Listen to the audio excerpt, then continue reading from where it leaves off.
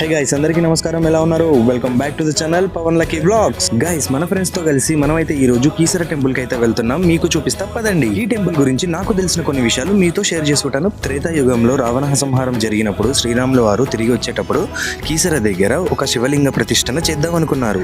అప్పుడు మన ఆంజనేయ స్వామి వారికి శ్రీరాముల వారు ఏం చెప్పారంటే కాశీ నుంచి ఒక శివలింగాన్ని తీసుకురమ్మని చెప్పి ఆదేశించారు. ఆంజనేయ స్వామి వారు రావడం కాస్త ఆలస్యమైందని చెప్పి శ్రీరాముల వారు స్వయంగా శివలింగాన్ని ప్రతిష్ఠించారు.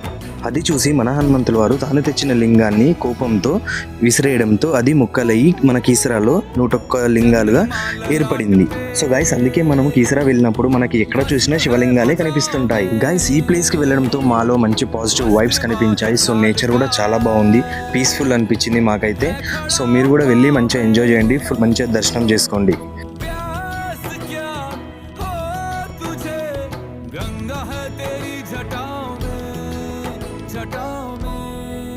जटाओं में दूसरों के वास्ते तू सदैव ही जिया, मांगा कुछ कभी नहीं,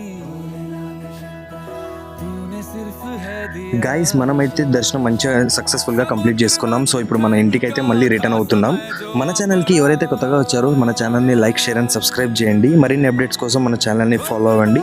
అండ్ ఇంతవరకు చూసినందుకు థ్యాంక్ యూ సో మచ్. మళ్ళీ కలుద్దాం.